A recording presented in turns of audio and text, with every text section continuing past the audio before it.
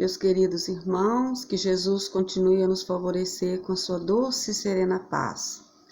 Então hoje nós vamos meditar em torno de um dos maiores recursos que a providência divina colocou nas nossas mãos, que nós ainda não avaliamos o imenso poder que é a prece, a oração. Através da prece, através da oração, nós mantemos esse contato divino com nosso Senhor Jesus Cristo, com a espiritualidade amiga. E é tão importante que o nosso codificador Allan Kardec, no Evangelho segundo o Espiritismo, ele dedica um capítulo inteiro a esse tema, a prece, que é o capítulo 27, Pedis e obtereis. E entre outras considerações, ele nos fala na condição da prece, na eficácia da prece, no modo de orar, na alegria da prece. Então, meus irmãos, nós sabemos que na prece nós podemos pedir, louvar e agradecer. Mas será que basta pedir, como o Evangelho nos fala, pedis e obtereis? Então nós sabemos que não. Porque Deus, ele atende sempre às nossas necessidades. E nem sempre aquilo que nós pedimos é o que nós merecemos ou que nós precisamos, não é? Mas o que nós podemos ter toda certeza que não nos faltará para aquele que ora, para aquele que pede com fé, é a coragem, a força, a assistência da espiritualidade amiga em nosso favor. Então, quando o Evangelho nos fala condição da prece, nós podemos colocar em primeiro lugar que a condição da prece é a humildade.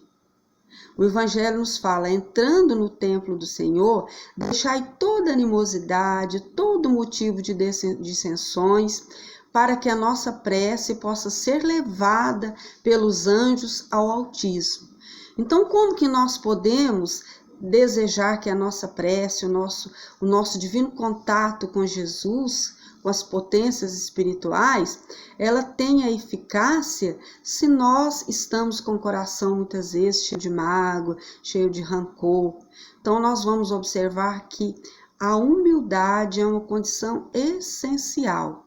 E nesse sentido, Jesus foi tão claro, tão objetivo, quando ele nos narra a parábola do fariseu e do publicano.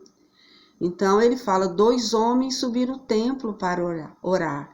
Um era fariseu, outro era publicano.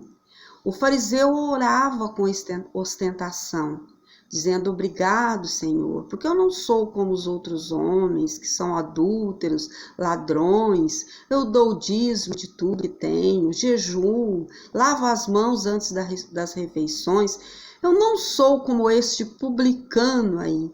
E o publicano sequer tinha coragem de erguer os olhos, batia no peito e dizia, me perdoa, Pai, porque eu sou um pecador. Então Jesus, ele nos fala que o publicano voltou justificado. Por quê? Porque ele orou com humildade. Então Deus, nosso Pai, ele observa muito a humildade nas nossas preces, a maneira de orar, que nós possamos ter a humildade. Também sabemos que não é pelo muito orar, não é pelas palavras belas, não é pelos paramentos que nós usamos, não é isso que faz com que a prece tenha essa eficácia, né?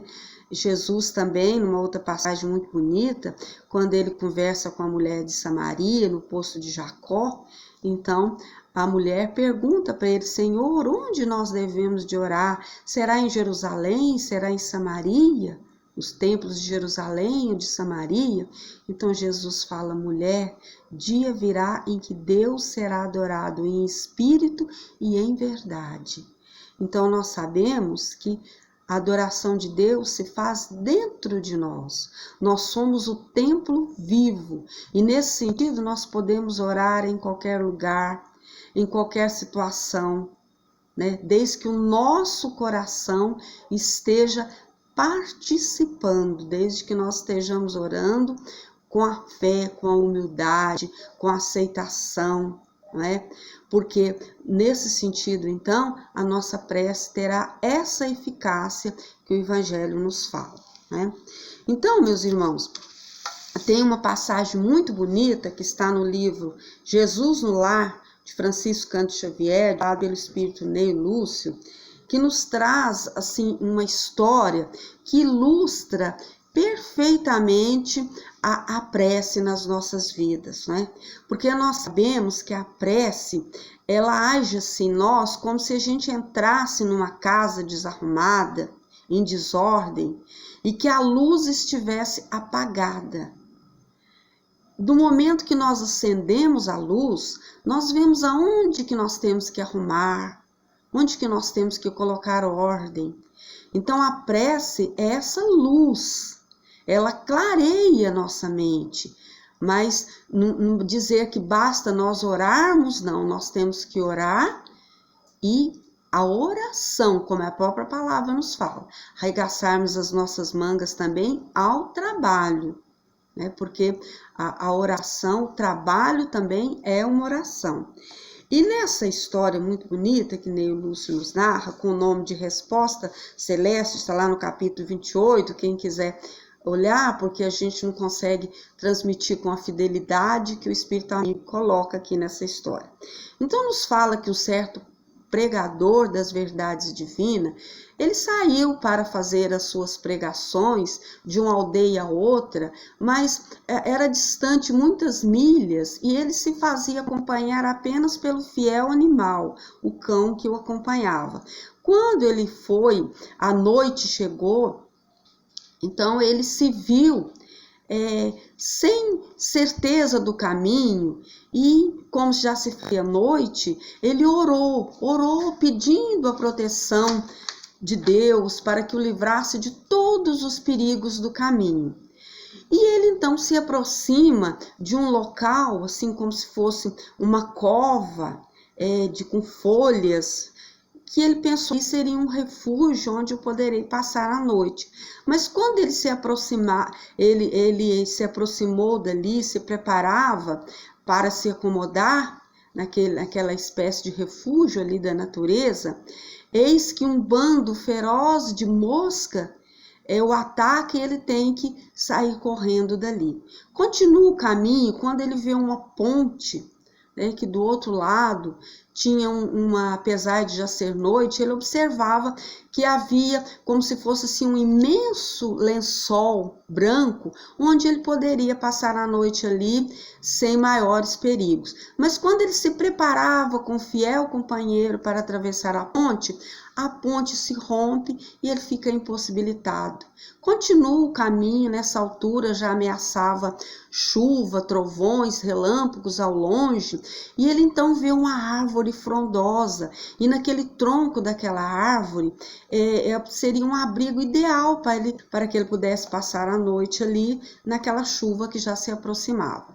Mas quando ele se aproxima para ali se abrigar, uma ventania muito forte quebra o galho, então o tronco da árvore, e ele se vê sem aquele abrigo. Continua o caminho, a chuva já se fazendo, quando ao longe ele avista uma luz e se aproxima, era uma cabana, pede abrigo ali, mas o dono da casa, muito rispidamente, muito rudemente, diz que não recebe nenhum hóspede ali, e ele se vê então na iminência de procurar abrigo debaixo de algumas árvores ali por perto, porque a chuva já caía. E ele então, quando os relâmpagos, trovões assustam o animal, e o animal sai latindo, então correndo. Então, em plena noite, em plena escuridão, debaixo da chuva, ele chora e pensa, mas eu orei,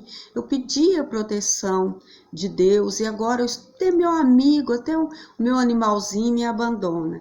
Altas horas da noite, em plena escuridão, ele ouve barulhos, gritos, e então Mas como fazia-se noite, ele não podia entender de onde vinha aquele barulho.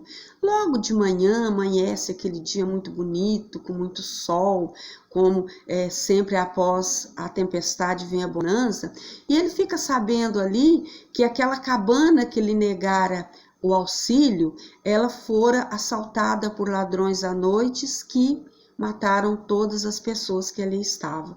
Então a súbita luz se faz na sua mente e ele entende a proteção divina quando lhe foi negado o abrigo naquela cabana. Ele então, sabendo que tinha tomado o caminho errado, ele segue pelo mesmo caminho e quando ele chega diante daquele tronco, ele vem a saber, através de camponeses ali, que na verdade aquele tronco era um covil de lobos que dormiam ali à noite. E se ele ali tivesse permanecido, ele teria sido devorado pelos lobos. Mais adiante ele vê que aquele lençol branco, onde parecia tão acolhedor, na verdade era uma areia movediça, onde muitos viajantes tinham perdido a vida ali. E chegando naquela cova, ele vem observar que, na verdade, aquilo ali era uma cova que abrigava muitos e muitos escorpiões. Então, meus irmãos, ele vem a entender que, na verdade, a sua oração havia sido atendida, não da maneira que ele pensava, mas como era necessário para ele. E Jesus encerra dizendo assim: o Pai ouve sempre as nossas rogativas, mas é preciso discernimento para compreender as respostas dele e aproveitá-las. Então, meus irmãos, que Jesus nos abençoe e que Nossa Mãe Santíssima nos ampare e que recorramos sempre à prece como recurso salutar diante das nossas dificuldades. Muito obrigada.